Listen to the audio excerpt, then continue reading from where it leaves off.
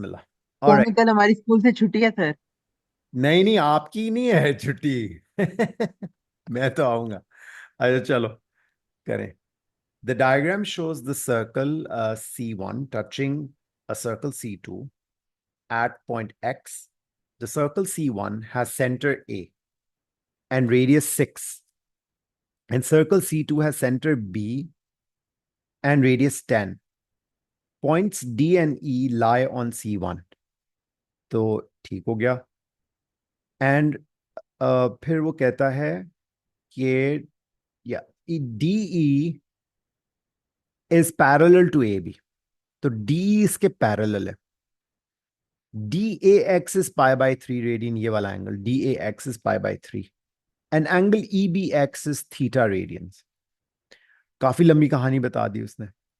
Bye considering the perpendicular distance of D and E from A B, मतलब कि वो perpendicular distance A B से इनकी बात कर रहा है।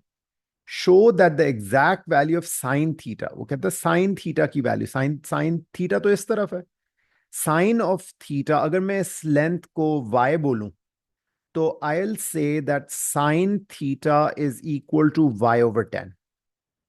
अब ये y कैसे आएगा, ये साइड पे भी y है। तो आप कहोगे कि भाई ये y मुझे तब मिलेगा कि अगर मैं साइन ऑफ π/3 को कंसिडर करूं। Sign π/3 is y/6। 6 उधर मल्टीप्लाई हो गया, 6 times sine of π/3 is equal to y। 6 multiply by, अच्छा साइन ऑफ π/3 जो है वो होता है √3/2। तो ये y की वैल्यू 3√3 ये कैलकुलेटर में आपने डाल के रेडियन मोड में वैल्यू निकाली। साइन थीटा की वैल्यू शो करनी थी एग्जैक्टली ये।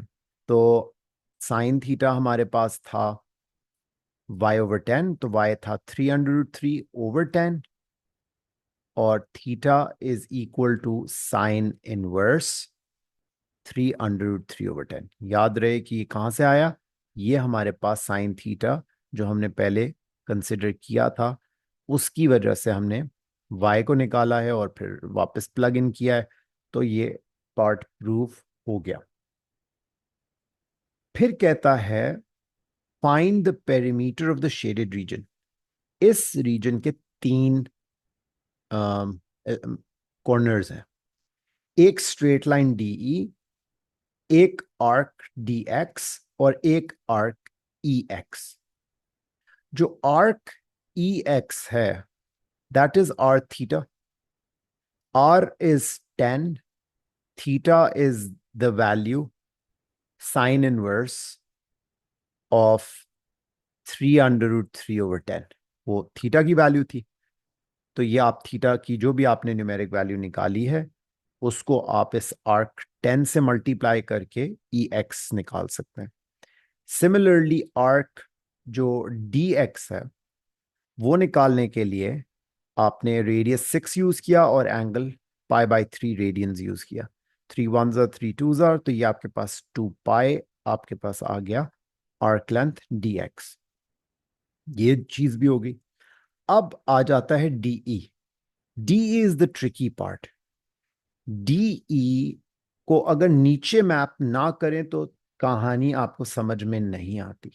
ये मैप करना जरूरी है कि ये वाली लेंथ चाहिए।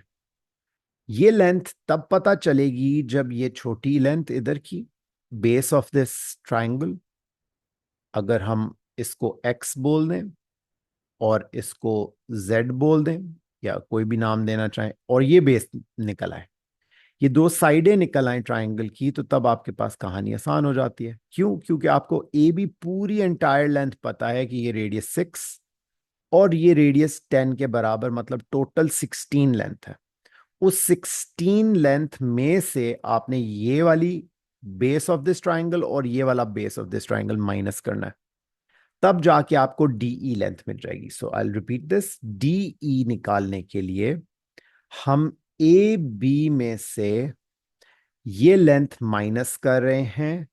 ये जो एक्स और जेड हमने लेबल की है, मैं अपनी कन्वीनियंस के लिए इसको एक्स और जेड बोल रहा हूं। ये बेस जो है, जो एक्स की वैल्यू है that is equal to, when you use the cost ratio, cos of pi by 3, base is x, hypotenuse is 6, तो आपके पास ये आ जाएगा 6 cos pi upon 3। ठीक है, और ये हमारे पास x की वैल्यू आ गई, और ये रेडियन मोड में आपने कैलकुलेट कर लिया। जो आपने कैलकुलेटर में ये डाला, पाई बाई 3 जो होता है 60 होता है, और cos 60 की वैल्यू हमारे पास आती है हाफ। तो x की वैल्यू आपके पास 3 आ गई। ठीक है, और इसी तरह आपने ये z वाली वैल्यू निकाली। ये आपने काम किया, cos थीटा इज z/10, या पाइथागोरस थ्योरम लगा लो। y की लेंथ आपने और पिछले वाले में भी पाइथागोरस ही लगा सकते थे, तो रेशो मेशो नहीं लेना, पाइथागोरस लगाओ और जान छुड़ाओ।